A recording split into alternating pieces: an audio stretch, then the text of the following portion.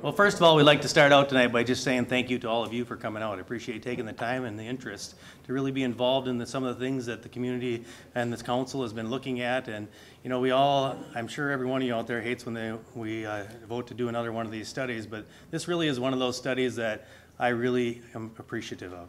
I think it's really one of those studies.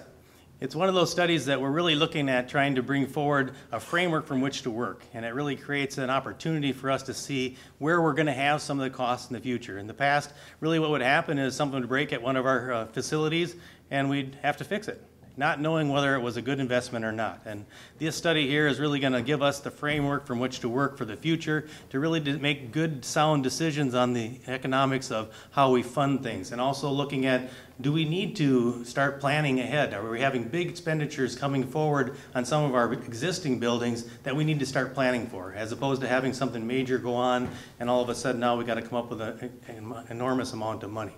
So I think this is really a great study for us as a council and as a community to really see what it is that we're going to have to be funding in the future with our facilities. So the BKV group has gone through and they've looked at all these different studies, having different professionals look at all the different structural pieces of our existing facilities and make sure that they're sound, and if they're not, where are the costs going to be for us as a community in the future? What are we going to have to do? And then as a staff and as a council, we need to look at how do we fund those costs. We also have the opportunity to look at, is it time to move on from some of these structures if they are not in repair? Can we fix them? Or can we afford to fix them, or should it be fiscally more sound to look at another opportunity in a newer building? So I'm really excited about this study. I know that none of us get excited about studies. I get several phone calls every year asking why we had to do another study. But I think this study really gives us the professional point of view on the buildings that we maybe don't have in-house to do. And so the BKV has many different professionals that can really look at the aspects of those buildings that we can't. So I would first of all like to say thank you to them for their hard work. I appreciate their time and effort, and I hope that all of you will enjoy the presentation that they're going to bring for us tonight. This presentation tonight, if you do want to review it again, that is also going to be offered on our website and also on the government channel. We'll be running it occasionally so that everybody that cannot attend tonight might have the opportunity to see it. So if you do want to watch it again, I'm sure it'll be just stunning, right, Bruce? That everybody will want to watch it maybe 2 or 3 times. But I hope by the end of the night, everybody has really a framework to see what we've been looking at as a council and where we might go in the future. You're going to see the existing buildings that we have, but the other piece of it that I think we need to all open our eyes up to the opportunity is really the Blazing Star Landing area. We need to look at, they're going to bring some conceptual ideas forward to us to look at, but looking at the opportunity that the city may have to advance into that area and maybe work with private identities to get that piece of property moving forward. I think we all look at that as a real gem in our community, and I think we all would like to see something happen there, but maybe it has to be a partnership between the community and a private organizations to make that stimulus happen. And so we'll be looking at some of those opportunities more in a conceptual way. I know that sometimes when these things get presented, we automatically jump to that it's going to happen type of deal, but really this is really an opportunity. Is it an opportunity for us as a community to look at in the future? And so have open eyes when you look at that, and that discussion we'll have down the road. It's not going to happen in the next year or two, but we need to start looking at what it is that as a community we want to have moving forward with that site. And to this point, we have not had developers knocking down at the door. We're not holding that land for any use at this point. So I think it is maybe important that we as a community start looking at, are we going to be a part of the solution in there, and can we be a part of the solution? Those are questions that we'll have to ask. So enjoy the presentation. I think I would like now to introduce Bruce Schwartzman from the BKV group. They've spent last about a year here looking at all our different facilities and going through them, and he'll give you all the real facts. So, Bruce? Us getting your feedback tonight, so we'll present some more information. Mayor, thank you very much, by the way. We've been excited about this project. Mayor mentioned BKV Group, and we're a firm out of Minneapolis, a 36-year-old firm, and we've got a whole variety of architects, engineers, and whatnot. So we were able to bring expertise on police departments, fire departments, things like that. But we also teamed. You know, part of these studies are bringing the best experience to the table to work with the city. And we have a gentleman here from Matt Wagner from Mead & Hunt. Mead & Hunt specializes in airport planning and has been working with the city of Albert Lea for many years on your airport. So he was part of our team member. We had a gentleman from Texas who specializes in public works planning facilities, and we brought We brought Ron Hilton here as well. We had another gentleman, part of the study was to look at the Emergency Operations Center, and we had another gentleman that we work with out in New York. So really we brought together this solid team, and as well as part of the study we'll talk about too was looking at operational efficiency of staff. So there's another gentleman that actually had been city administrator with 2 cities, had been county administrator with 2 counties here in Minnesota, and he actually brings this outside view of, are there things that the city could do more efficiently, the staff do more efficiently? So we had, I think, a phenomenal team to help pull this information together. With that, the overall project itself looked at a variety of facilities. The main facility is, now you can see little snippets up here, is the city center itself. We have the bathhouse, fire station, which is part of the city center, the Edgewater Bay Pavilion, Public Works, the municipal airport, as I mentioned earlier, and the city arena and the Blazing Star site, like the mayor mentioned. So those were kind of the facilities that were looked at. The goals and objectives were broken down. So the way we do our studies is the first one is what we consider a facility assessment. You all and the city as a whole has an investment in your existing facilities. And so it's important to understand what's the condition of those buildings. What's the age of the mechanical equipment? What's the condition of the roof, and when's that going to have to be replaced? What's the level of energy efficiency? Is it such old equipment that you could be saving a couple $1,000s a year by going to different systems, or better insulation, better envelopes? Code compliance, does it meet with accessibility requirements? Does it meet with all the various code compliance for fire alarms and other things like that? We looked at that. We brought our engineers down and we spent 2 to 3 days walking through all the facilities. And then as part of that analysis, which is going to be a full report provided to the city, part of that analysis looks at maintenance cost. So what's the cost to redo that door and that finish? What's the cost to replace that overhead door? All of these things are identified in the report, so the city and the council and all of you have an understanding of, here's our facilities, here's the things that might need to be addressed, really just from a condition standpoint. That gave us an understanding of the buildings. From that, we then went into the operational analysis. And the operational analysis looks at staffing of all the various departments. Is there going to be a change of that staffing? Is the city going to be adding new services they don't currently have? And what's the space that those various individuals need to perform the responsibilities of their duties? The staffing operations that I mentioned, we looked at. Dave Unmach came in and Dave did an analysis of the employees the city currently has, what their functions and responsibilities are, and how that meshes. Could there be some improvements in that? And then just as a global overview, as we do the study, we look at community service. Is the city and the city services as a whole providing what they need to the community? And again, that's something that's very important to make sure we look at and make sure that's being provided properly. Once we have that information, now we've understood the facilities, we understood potential long-term of staff implications and operational space. Now we can start to look at master plan options. Does the facility, the size of the facility, fit for the space that are needed in there? Can it be remodeled? Can an addition be done? So we start to develop a number of options. And again, this is all done not just BKV back at our offices. This has been an interactive process with the city, as the mayor mentioned, for almost a year now. And we go back and forth. This option works, that option doesn't. And this is tremendous opportunity tonight because we want to hear all your thoughts about some of this as well, these various options.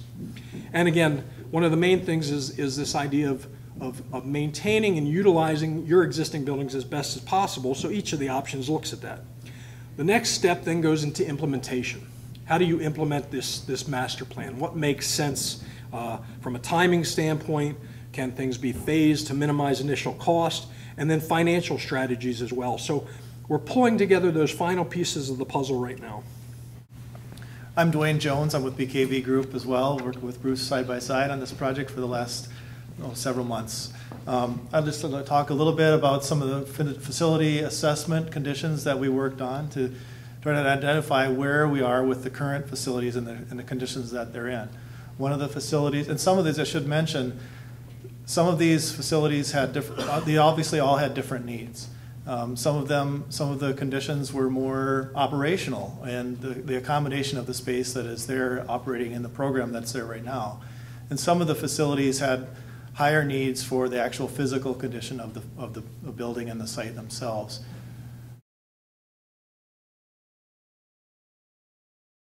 Well, let me just go through a little bit of, just briefly overall. There is more detail on the screen. However, just let me explain some of the stuff that we looked at in the fire station, for example, in City Center. The fire station right now operates, as most of you may know, out of the lower level of the city center, and most of the conditions of the fire station themselves right now are focused on the operational impact of the space that they're working in right now. There's the exhaust system, for example, right now in the garage does not meet the current code requirement for exhaust within the vehicle bays. There are no accommodations right now. We're seeing a growing trend in the nation here for female firefighters joining the staff, and there are no accommodations at all right now for females. The apparatus bays where the trucks are parked and are made available in case of emergency have very, very small, tight space between them, and making it very difficult to prepare for emergencies and get out and fight the fire. As we were mentioning, the typical emergency response design requirements just fall very short in the facility right now. It's a decent condition of the facility, but mostly operational is the issue in this facility. Public Works was a facility that was originally built as a creamery, and worked real well for that for so many years, and it was then used for Public Works. Public Works, a lot of the conditions of the facility you maybe can see here. There's a lot of deterioration. A lot of deterioration of the structure itself. There are some structural problems throughout many of the buildings on that site. There's a lot of space that's taken up with the vehicles are stored inside, as many as can be accommodated. It gets to be very crowded in the evening, and some of the finishes, as you can see, are deteriorating and coming very past their useful life. Some of the vehicles have damaged some of the structure as it's been used. Absolutely. Thank you. You know, really, one of the biggest things, the city's got a tremendous investment in Public Works is about equipment and about the materials they deal with and the people to go out and do your store and your water and the types of street work that they all do. And so really one of the biggest things we found is the condition of the old building, which the initial was a 1920 or so creamery, which has been readapted and actually taken care of quite well, but it does have some issues to the building. And as you can see in that one left picture in the middle, there's just not adequate space to get all your equipment in. So one of the worst things that can happen in Public Works is to park all your $50,000, $60,000, $70,000 vehicles outside in the elements and have them deteriorate. So part of the master plan is to try to provide what's considered fleet garage that appropriately addresses that. Hey, what's the matter with the fire station? Is it going to fall down? Oh no, nothing's going to fall down, sir. What's the big deal about that? It's operational space. It does. You said you need a restoration or a bathroom for the women to go in? No, it's not just bathroom, it's sleeping quarters. There's no proper sleeping quarters. We're burning a motel now? You said sleeping quarters. In a full-time fire station, as you do have here, it provides sleeping facilities for men and women because the way the shifts are, they are at the station during their shifts. And in every fire station that we've been doing across the state that's a full-time career station, as yours is, there are spaces for both. I think you should get somebody else in and look at that besides you guys. Okay. Well, sir, you guys want to. No. We're presenting our information. It's up to the city council to go from there. We're just going to present the study as we find it. You're going to tell the high stuff. You don't tell what you couldn't get by without. I think what we're going to do is we're going to limit our questions right now. We'll get through the presentation so individuals that maybe have time constraints, they can get out of here, and then we'll go with those. So we're going to wait on our questions till after the presentation. Speak up so we can hear you. Yes, sir. Another of the facilities that we looked at is the city arena. The city arena on the outskirts of the city. It's used for a lot of events, a lot of hockey tournaments, a lot of other events. We're bringing a lot of people into this area. The city arena's got some longevity issues to it right now. There are some more major items in the arena that Things like the bleachers. The bleachers right now, and I believe it's rink number 1, are they're falling to the point where their parts are finding hard to find nowadays, and there are accessibility issues as far as the spectators concerned as well. The bleachers in that case are in need of replacement in the very near future, as well as the dasher boards. The dasher boards in rink 1 are deteriorating and need to be replaced as well. There's some lighting upgrades that could be accomplished, and there's actually some limited space too as far as how the usefulness of the spaces are. The lobby space is very small. Concession space is not, it's not set up conducive to larger gatherings, and some of the hockey tournaments, it seems like that's very difficult space to use for that. Also, locker rooms and space for the referee locker rooms are very small and seem to be hard to accommodate. So we also did, and it's not part of the information we showed here, but we looked at the aquatic center as well, and there's some minor things over there. There was a couple cracks, and there's a sagging lintel, but all in all, the aquatic, and it's a bathhouse to the aquatic center. It's in fairly good condition, so there really wasn't much to that. And as Dwayne said, I think all of these buildings have value. All these buildings are usable. It's just looking at long-term needs and really understanding what's there.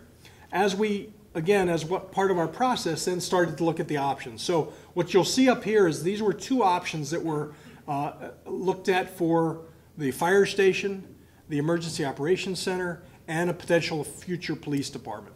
So when we master planned it, part of our programming looked at the police department and the police department spaces and things like that, with the idea that not 5 years, not 10 years, maybe not even 20 years from now, but at some point in time, we wouldn't be doing full justice to the city if we didn't at least look at what happens if the police department isn't any longer in the county government center. What if they were to need their own separate space? So at least we looked and examined, could the site accommodate that in the future? So the diagrams you see up in front of you, the blue represents potentially a future police department. The red represents the fire station, a new fire station. It's based, again, when we did the programming, it was based upon the number of staff that would be there. And primarily the biggest thing when you're planning fire stations is the number of trucks that they'll have in that station. So that large kind of center in the section where the driveway is, I'll point to that. This is really where the trucks are. And the trucks would exit out that way on this scheme, and they would exit, I believe, out on this way in this scheme. So the 2 options that we looked at, one is on Main Street. Here's the railroad tracks, the McDonald's and whatnot is right over here. There's the inlet connection between the 2 lakes. So one of the options looks at this site and the potential development of this site. Again, one of the critical issues with the fire station, which was looked at some time ago, is the location of the fire station within the city. Response time is critical. Being able to get to properties, to people's homes and things like that in a designated period of time is critical for a fire station because of this, where am I at? Because of the proximity of these 2 locations in the core of the downtown, they're comparable to where the fire station is now, so it doesn't compromise response time. On this particular site, the vehicles would exit onto Main Street, and again, what we showed is the idea of preserving some park area on this side, the fire station. The other one was on Front Street, so the county government center kind of sits right here, and I forgot what that other crossroad is on the other side. Oh, Newton. So Newton is going north and south on this side. So when we looked at it, out of the 2 options that we studied, it appeared to us for a few reasons that what we're calling option A was the preferred option. The reason it was it primarily had to do with the reasons I think why option B wasn't as preferred. With the railroad tracks just on the north of Newton here, there was some concern that if there is railroad traffic, that could impede emergency response access heading north. The configuration of the site, as you see, the property that could be acquired here is actually a kind of an odd shape. So as you can see, where future buildings, while the fire station fits fairly neatly, if anything were to be expanded in the future, it is kind of a tight situation. We also did an analysis on the soil conditions on that site, And again, the soil conditions on this site would actually increase the cost versus a building here because of the more loose soils that required an increased foundation system. So these were the two options that we had for the fire and the police station, and emergency operations center, which is a discussion with the county as well right now. We also diagrammed in all of these too what the kind of existing operational spaces and the new proposed operational space. Public Works. Public Works, as Dwayne had mentioned, the Public Works facility, I think the city's done a tremendous job at utilizing what they have, but there's a lack of space. So if anybody's ever driven over into that area and kind of gone around, was off Madison and Commercial Street in that general vicinity, this building here, this white block here, is the existing creamery. And so the city has modified that. What's not shown in this diagram is the little office piece that's on the end. And then there's some outbuildings. There's a salt shed. There's some cold storage buildings that are around there. But the city has utilized it fairly well. As I mentioned, some of the biggest problem is vehicle storage or vehicle parking. And this is an existing, what we would call fleet garage right here. What this option proposes is to utilize the existing building, turning that more into additional storage space as needed and giving adequate space, and adding a fleet storage building here. The other thing that Dwayne started to mention as well is proper ventilation for welding, adequate lifts for working on the equipment you have. That's really inadequate the way it is right now as well. And so this proposal shows the addition of shop space along here as well, and then a new office space that provides proper engineering, proper support office space, break room, things like that are needed within the operations of this facility. So this one shows utilization of the building as well as expansion. So that was option A. Option B for Public Works was to take the property that the city owns to the west. So here's the railroad spur coming through here. There's kind of a wetland area through here. And to build, the problem is this piece right here is this piece right here. So it doesn't totally show it. You can see these buildings here. Operationally, this is a little disjunct to where if you were going to build over here, you have to provide the vehicles and the people. For operational efficiency, the vehicles, the people that work on them really need to be together. To split them up on two sides is operationally inefficient. So option B, we're showing a new fleet garage, new fleet maintenance areas, the shops and the storage and the various things, but still utilizing the existing buildings, but they primarily become cold storage. In these two options, the option again that was preferred was option A.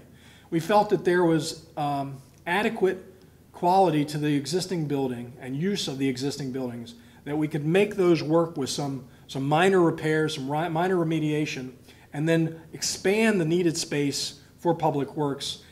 It also, in the initial cost analysis too, to build this amount of new building versus this amount of addition of new building is a less cost to the city. And this is felt that one of the things we looked at too is could it be phased over time to minimize the initial cost that would be spent on the project.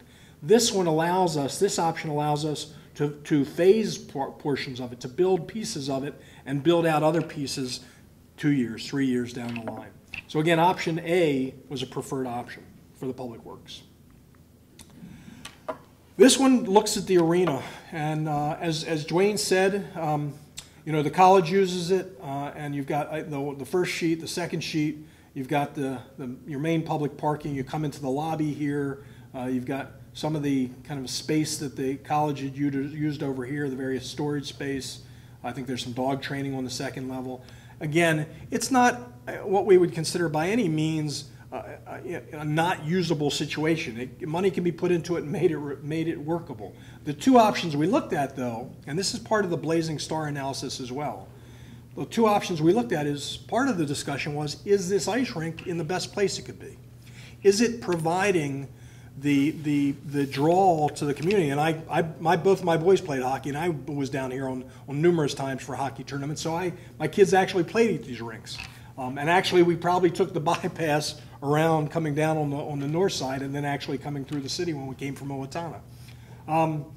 But this looks at the two options, remodeling, expansion of the existing, or as part of the Blazing Star, and you'll see that as part of the next slide, part of the Blazing Star option is to say, okay, do we build the new ice rinks as part of that overall site development Does it become part of a destination for the entire community? And then the retail and the other things that are planned for the Blazing Star, then that becomes a draw for those businesses as well. So in this option, in our opinion, this ultimately in the long run, and again, who knows what that time frame is going to be, but in the long run of the city and the growth, economically, it would appear to us that bringing the ice rinks down to the Blazing Star site would be a good option. City Center was the other piece that we looked at. The building's in good shape. I mean, the City Center is a very nice quality building. The city has taken care of it well and maintained it well and done some recent upgrades in the mechanical systems, the elevator, for accessibility in various bathrooms. And so the building's actually in very good shape. When the fire station moves out, and oops, I keep doing that. Not good with these things. So if any of you are familiar with the building, this is the lower level off the lakeside entrance. This is the mid-level with the library. So right now this section here, this 2/3 of the building is taken up by the library. This portion here is taken up by the fire department. And then, am I on the upper level? Oh, I've got it switched up. I'm sorry, this is the upper level. So this section right now down in here is where the trucks are, and the trucks are exiting out here. So one of the things we looked at with this option and analysis was when the fire department moves out of this building, what happens to that space that the fire department is in? And what we were able to determine was one is the library is split up on 2 floors, which is inefficient as far as staff and control of books and things like that. So in this plan, one of the options is to remodel this floor so that it can accommodate all the library. It's to take the upper level and engineering and planning and whatnot that's currently down on the lower level and really bring them up to where the library is over here and really make the upper level city services. So it's one level, one-stop shopping for everybody in the city comes up to that level. And then what happens in this potential option is then the lower level is an opportunity for other tenants, potential lease tenants, other agencies that might want to come in that the city could lease it for. But again, this shows how you can potentially get the maximum utilization out of the building. The 2 options that we looked at, option A being the restacking of the building and the building staying where it is downtown currently, or option B is potentially again moving over to Blazing Star. Now again, this is kind of a long-term look out into the future plan, but in our opinion, where the city hall is, depending upon what happens with the city of Albert Lea, that might be a great opportunity for development along the lake. It overlooks the lake. It might be a great redevelopment opportunity. So that we're not saying in the plan that by any means the city should vacate the current city hall. What we're saying is in the long run, it might make sense to be part of a new campus over at Blazing Star, to have that as an out. So in option B, we're strictly saying if that became viable for this to be developed as a separate housing project, whatever, then there could be another place maybe the city goes. The other pieces we looked at, we mentioned this, is about the bathhouse. The bathhouse, the biggest thing that we looked at with the bathhouse, it's an operational issue. I'm sure you've all been to your public pool, and the pool's on this side, and when you come in and you have your tickets and whatnot to access the pool, women go to one side, men go to the other, and the staff that work that are somewhat isolated looking out on the parking lot here. The goal was to say, if you look at current bathhouse designs at any public pool you go to, there's actually a connection for the staff, so you get staff efficiency and potentially less staff to have somebody work here that can see the pool, can access the pool without kind of going around without actually seeing what's going on. So all we looked at this option was to say, could we make that work? Again, this wasn't, and we'll talk about the ranking a little bit more, but this wasn't seen as something that was critical, need to be done now, but it was saying, can we make it work? And we found out we could. Through some demolition and reworking, if new bathrooms were constructed, a new female bathroom, a new male bathroom that opened up this area, you could create that staffing connectivity.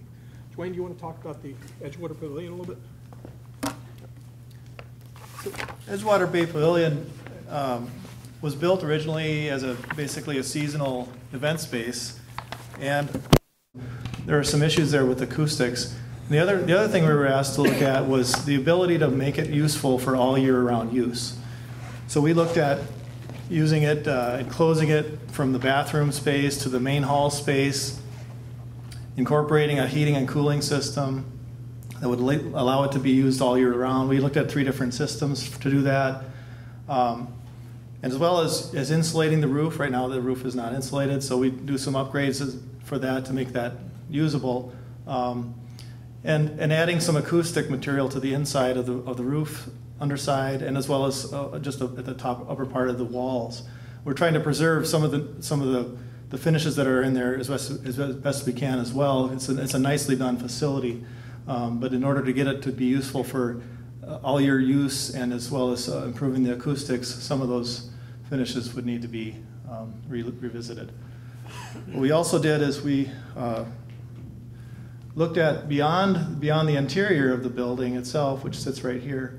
We also looked at the potential for developing more of the space out in front by the lakefront here, which you could utilize it as more of another outdoor space as well for events, weddings, and so forth, as well as using the amenities within the inside of the building also. So we looked at using sort of an amphitheater type setting here with a promenade that could reach out to a gazebo structure out in the lake area. These are just options that we've looked at to consider. Thank you, Dwayne. And again, this wasn't saying that this was moving ahead. Part of the analysis that we're doing right now on this is what does the city currently get for renting this space? What do other cities get for year-round rent? And kind of comparing how the use has been and what that potential cost would be. So again, it's not saying that this is something that's urgent to move ahead, but at least understanding, what are those opportunities. I'm going to give you that back. So the Blazing Star was really a challenge. This consisted of multiple meetings with a variety of individuals. The city administrator, Chad Adams, had reached out to a variety of members in the community. We had senior resources, we had the Mayo, we had the school district, YMCA, thank you, all come together in a variety of meetings and say, okay, what could this center provide and how could it help what you do and the various individuals you deal with. So this was a culmination of multiple meetings and input as far as what seemed to be the best. The Mayo tying some clinical space into it. Same thing with senior resources. So what we did is we went through a whole programming exercises where we talked about the various spaces. I mean, it's one thing to have what I would consider a recreation center with the gym and the yoga and all these various things that a recreational center provides. But the discussion was it's really more than a recreational center. It's truly a community or more of a center that serves multiple purposes. And so we programmed that, and that was a very small part of the puzzle. If you look at these, and these are kind of small because this is roughly about 60 acres. The road here, if you take what's north of the road, it's about 30 acres. If you take about what's south of the road, it's about 30 acres. So one of our landscape architects, our master planner, we sat down and we looked at utilization of this property. How do you maximize utilization of it? How do you make this piece of property a destination for the city? Well, the way we see this project and this property, it's not just a general development. This is really somewhat of an economic stimulus to the community as well. But this is, to me, this is exciting because we see such opportunity in this. But I'll kind of talk you through it a little bit to help you understand it. Currently, the road, the aquatic center that's on option A right over here, the aquatic center that's on the other side here, the road comes across and it kind of hugs the shoreline a little bit of the lake, and then it goes up as it heads north. One of the things that we started looking at was how do you create maximum usability? You see a lot of communities that have lakeshore property, not just residential, but retail and restaurants and all these things that bring people to that area. So what we decided to do in the master plan was to take that road that comes out here, and even though it continues here, really was to have it, as it comes across the bridge, have it turn north. Here's the railroad tracks that come across there that do split the property. Have it go north and have it hug until it comes across to where the railroad tracks are, and then it ties back into the existing roadway. The purpose for that is so that roughly this 30 acres or so that are down here that are right off the Blazing Star Trail that kind of comes through and connects through with some of that area, now we can connect all that together. The other portion that we looked at on the other side, or the north side, on this side, was a multitude of options and arrangements. what we are showing here, like in this option item 2 is what we're calling Blazing Star. So here's the ice rink. Here's what we're calling is the Blazing Star Center, which is what we talked about with the Y and Mayo and Senior Resources and School District, is that element right there. We show the idea of hotels. Instead of hotels being out on 35 on the edge of town, trying to bring some of those hotels back into the core. And again, creating this synergy, this energy of activity and development that really creates a lot of potential viability for this core. The other option that we looked at spaced things out a little differently. So this, just to give you an idea, this kind of zigzag arm-looking creature hanging out here, this is the size of like the Kalahari. So up in the Dells in Wisconsin, that's what this kind of represents, whether it's a housing development, whether it's water park, it's the size like of the Kalahari. So it's a fairly good size building. These are, the interesting thing is when you think about a 60-acre site, it's hard to get your head around the size of these buildings. So these are actually some fairly large buildings.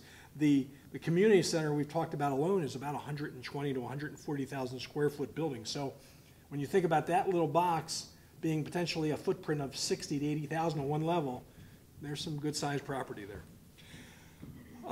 The benefit we saw of option B versus option A was the ability to create more opportunity, more activity along the waterfront. So if you just had one large development or two large developments on the lake, and you created a dock and some areas of activity along there, that has one use. But if you have multiple restaurants, multiple businesses that tie the trail in, that kind of create almost more of a village effect to that shoreline, we felt that that was a certain benefit from this plan of option A versus option B. The other thing we liked about option B in the kind of analysis that we did with the group was there's a certain zoning occurs. So if you got this kind of village effect down by the lake, and then we're showing here is again the community center, Blazing Star Center, potentially a future arena, and then this U shape that occurs right off by the main corner, that is potentially retail here, strip mall type facilities.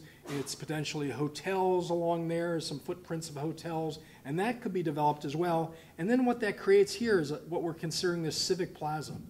So the civic plaza, that's fairly a good sized mall across here, could be used for farmers markets. It could be used for art fairs. Again, it becomes a destination that draws people to this core. So out of the two analysis, I think we felt that this option B was the preferred option. Matt, you want to talk about the airport some? Thank you, sir. Well, thank you, Bruce. As Bruce mentioned at the beginning, my name is Matt Wagner. I'm actually with Mead & Hunt. We've teamed with BKV on this project from the start. And a little background on myself, I'm an engineer, and I also have a planning background. We've been assisting the city of Albert Lea with your airport over about the last 12 years as your airport consultant. So we've worked on numerous airport improvement projects out there to improve the safety and utility of your airport.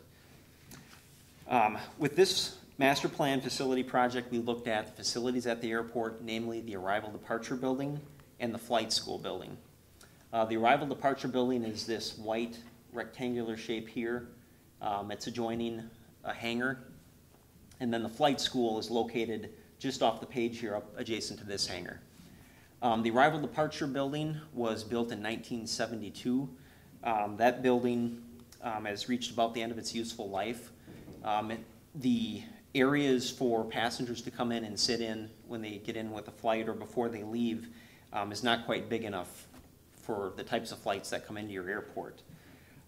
Also, the facility is, over the years, needs increasing more and more maintenance to maintain that facility. With the flight school as well, that facility was built in the mid-1940s, and that facility also does not meet code requirements. It's kind of a long, narrow building and doesn't really serve the function as well as it should. So the first thing we did is looking at those two facilities as we looked at renovating those. Is there something we can do to put money into it to utilize the existing structures that are there? Due to the age of the buildings and the fact that they're not code compliant, we decided, looking at it, that the cost to renovate those spaces would just be too much. that actually the construction of a new facility would be about the same, and you'd get a facility that's built for the current needs and future needs as well.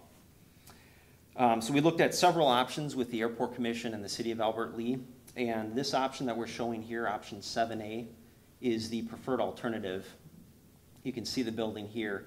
The airfield is actually down towards the bottom of the slide here, so it provides a good view of the airport apron and the airfield, and then it also provides a view of the parking lot. So people coming in to catch a flight have direct access through the building to the apron. It also connects one of the existing maintenance hangars to a potential future hangar on this side as well. So you'd have thoroughfare through those buildings from building to building. By combining the two spaces together, you save, you have one restroom facility. You consolidate those areas together. You can see in the blue, we've got the new passenger waiting area. These are office areas for the fixed base operator that operates his business there at the airport. We show a large conference room, so when you've got people coming in for business meetings or flights, they have a place to meet right there at the airport. Also for airport commission meetings or other city meetings, this facility could be utilized for that. The purple down in the bottom would be a flight school. That's that other building I was talking about earlier. Consolidating that use here, they'd be able to have their flight simulator, training rooms, and all of those functions served. There's also an area for vending where someone could come in and have a meal before their flight. There's pilot areas here for pilots to do their flight planning.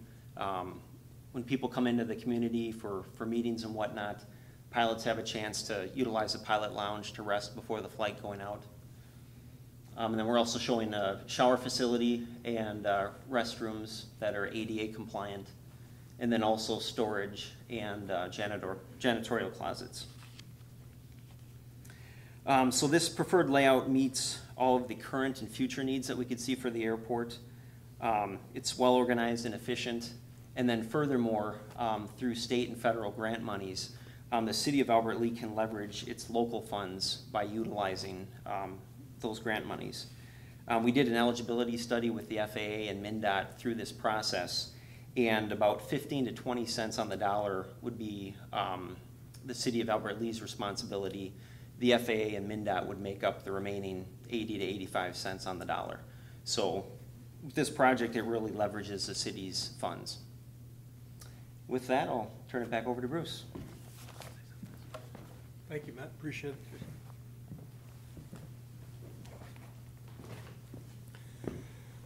So the last slide that we're going to look at before we kind of open things up for public comments really had to be at the end when we started to do and discuss with everybody what needs to be done first, what's more important, what's critical.